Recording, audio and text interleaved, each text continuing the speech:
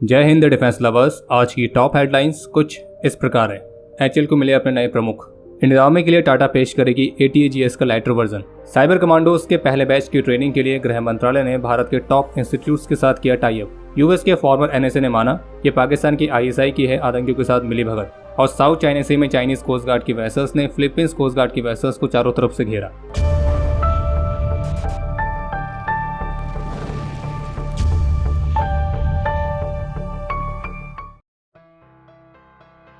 Officials की तरफ से दी गई जानकारी के मुताबिक आज उत्तराखंड में इंडियन एयरफोर्स के Mi-17 V5 हेलीकॉप्टर, जो कि एक डैमेज हुए सिविल हेलीकॉप्टर को एयरलिफ्ट करके ला रहा था, तो उड़ान के बीच में फ्लाइट सेफ्टी रीजंस के कारण एयरफोर्स के Mi-17 V5 हेलीकॉप्टर को यह लोड ड्रॉप करना पड़ा।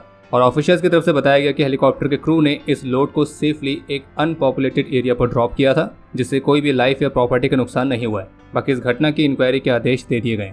बाकी इसके अलावा एक अपडेट यह है जिसमें HAL की तरफ से कंफर्म कर दिया गया है कि कल 1 सितंबर से HAL के नए CMD के तौर पर डॉक्टर DK सुनील कार्यभार संभालेंगे, जो कि वर्तमान में HAL की इंजीनियरिंग एंड R&D डिपार्टमेंट के डायरेक्टर हैं। और HAL के अंदर कई अलग अलग भूमिकाओं में इनके पास 37 ईयर्स का एक्सपीरियंस है। तो जैसा कि अभी हाल ही में इंडियन आर्मी की तरफ से नेक्स्ट जनरेशन की आर्टिलरी गन्स की खरीद के लिए एक नया टेंडर जारी किया गया था, जिसकी वैल्यू है 7,000 करोड़ रुपीस। और इस टेंडर के पहले फेज में इंडियन आर्मी करीब 400 गन्स को खरीदेगी। तो आर्मी के इसी टेंडर के तहत इंडियन आर्मी की रिक्वायरमेंट को पूरा करने के लिए भारत की Tata advance system limited Bharat के अपनी सबसे एडवांस ATAGS के ही एक लाइटर वर्जन को पेश करने के लिए तैयार है। और टाटा के अलावा भारत की और भी कई प्राइवेट कंपनीज हैं जो कि इस टेंडर में पार्टिसिपेट कर रही हैं, जिसमें L&T, अडानी डिफेंस और भारत फोर्ज जैसी कंपनीज आती हैं। इसके अलावा एक अपडेट यह है कि जोधपुर में तरंग शक्ति का फेज 2 शुरू हो चुका है, जिसमें Australia, US, Greece, Bangladesh, Singapore, UAE तो ये सभी पार्टिसिपेट कर रहे हैं। और इसमें भारत की तरफ से भी भारत के सुखोई Su-30 MKI, तेजस, रफाल, मिराज 2000, जैगवार, MiG-29, प्रचंड हेलीकॉप्टर, रुद्र हेलीकॉप्टर, ध्रुव हेलीकॉप्टर्स और ऐसी अन्य एडवांस मिलिट्री एसेट्स भी पार्टिसिपेट कर रहे हैं। और आपको बता दें कि तरंग शक्ति के फेज 2 के तहत ऐसा पहली बार है जब ग्रीस के एयरक्राफ्ट भी भारत में आयोजित होने वाली किसी मिलिट्री एक्सरसाइज में शामिल हुए हैं।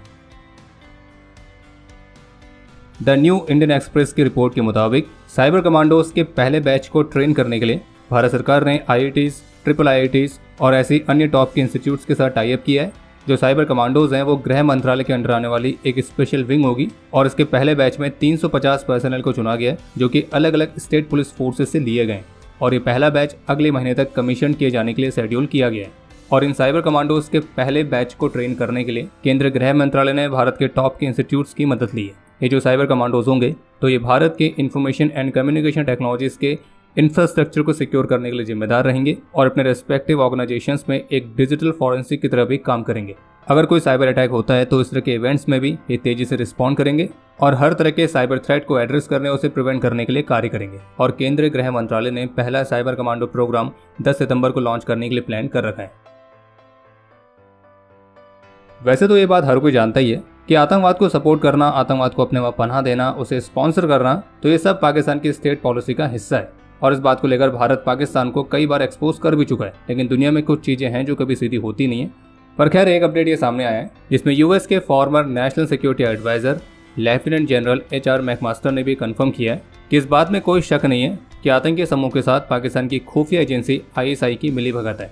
और US के फॉर्मर NSA ने इस बात का भी खुलासा किया कि पूर्व राष्ट्रपति डोनाल्ड ट्रंप के प्रशासन के दौरान उनके कार्यकाल में व्हाइट हाउस को इस्लामाबाद को सुरक्षा सहयोग मुहैया कराने को लेकर विदेश विभाग और पेंटागन के विरोध का सामना करना पड़ा था। मैकमास्टर ने इस बात का भी खुलासा किया कि कैसे ट्रंप ने पाकिस्तान के लिए तब तक सभी सहायता को रोकने का आदेश दिया था जब तक कि पाकिस्तान आतंकियों को सुरक्षित पनाह मुहैया कराना बंद नहीं करता।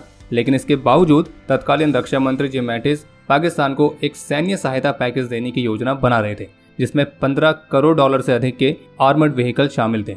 हालांकि उन्होंने इस बात को क्लियर किया कि फिर जब उन्होंने इस मामले पर अपना हस्तक्षेप किया तब जाकर पाकिस्तान को दिए जाने वाली इस मदद पर रोक लगा दी गई थी।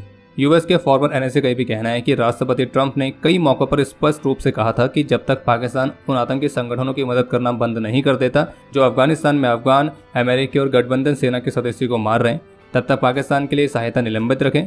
और हम सभी ने ट्रंप को कहते सुना था कि मैं नहीं चाहता कि अब पाकिस्तान को और पैसा दिया जाए। US के फॉर्मर NSA ने यह भी लिखा है कि पाकिस्तान अपना रवैया नहीं बदल रहा था और उनकी सरकार ने मैटिस की यात्रा की पूर्व संध्या पर 2008 के मुंबई आतंकी हमलों के मास्टरमाइंड हाफिज सईद को रिहा कर दिया था, जो किसी अपमान से कम नहीं था। और इसके बाद पाकिस्तान में बंधकों से जुड़ी एक घटना ने आतंकियों के साथ पाकिस्तान की खुफिया एजेंसी ISI की मिलीभगत का खुलासा किया था। और इसलिए पाकिस्तान की ISI का आतंकी संगठनों के साथ मिलीभगत है तो इस बात से कोई भी इनकार नहीं कर सकता है। और US के फॉर्मर NSA ने सारी बातें अपनी एक लेटेस्ट बुक में मेंशन करी है। जापान की तरफ से कंफर्म किया गया कि आज 31 अगस्त को चाइनीज नेवी की एक सर्वे वेसल ने जापान के टेरिटोरियल वाटर्स में एंटर किया था। और आपको ध्यान होगा कि अभी कुछ ही दिनों पहले चाइनीज मिलिट्री के एक एयरक्राफ्ट ने भी जापान के एयर स्पेस का उल्लंघन किया था। और पिछले साल से 10वीं बार है जब चाइना का सर्वे वेसल जापान के टेरिटोरियल वाटर्स से होकर गुजरा है। इसके अलावा आज शनिवार को साउथ चाइना सी में चीन और फिलीपींस के बीच भी एक नया विवाद देखने को मिला है, और जिसमें दोनों देशों ने एक दूसरे पर अपने अपने जहाजों को विवादित क्षेत्र में टक्कर मारने का आरोप लगाया है। यानी कि चीन का यह कहना है कि फिलीपींस के जहाज ने उनके जहाज को टक्कर मारी और फिलीपींस का कहना है चीन के जहाज ने उनके जहाज को टक्कर मारी है। लेकिन ध्यान देने वाली बात यह है कि इस इंसिडेंट से संबंधित जो वीडियोस जो पिक्चर्स सामने आई हैं उसमें आप क्लियरली देख सकते हैं कि कैसे चाइनीज कोस्ट गार्ड की जो वेसल्स हैं वो फिलीपींस वेसल्स की तुलना में संख्या में बहुत अधिक हैं और वो चारों तरफ से फिलीपींस की वेसल को ही घेर रही हैं। और अनुमान लगाया जा सकता है कि यहाँ पर गलती किसकी है। और जो वीडियो सामने आई है उसमें क्लियरली दिख रहा है कि चाइना की वेसल्स कितने एग्रेसिव तरीके से फिलीपींस कोस्ट गार्ड की वेसल्स के सामने मनूवर्स कर रही हैं। खैर बाकी अब समय है आज के इतिहास का। आज के दिन 2001 में जम्मू कश्मीर में अपने अदम्य साहस और वीरता का परिचय देते हुए नायक तीरथ लाल वीर गति को प्राप्त हुए थे और इन्हें मरणोपरांत शौर्य चक्र से सम्मानित किया गया। और आपके लिए आज का प्रश्न है कि इंडियन नेवी की सर्विस में टोटल कितनी न्यूक्लियर सबमरीन्स हैं। और अब समय है आज के टॉप 3 कमेंट्स का, जो ये रहे आपकी स्क्रीन पर।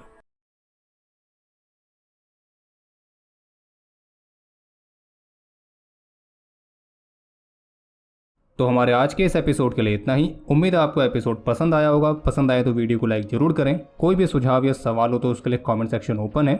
और बाकी अगर आपको मिलिट्री से संबंधित और भी एक्सक्लूसिव कंटेंट में दिलचस्पी है तो आज ही डाउनलोड करें डिफेंस स्क्वाड की सुपर ऐप। बाकी अगर आप चैनल पर पहली बार आए हैं तो सब्सक्राइब जरूर करें। हम जल्दी मिलेंगे नए एपिसोड के साथ। तब तक के लिए जय हिंद, जय भारत।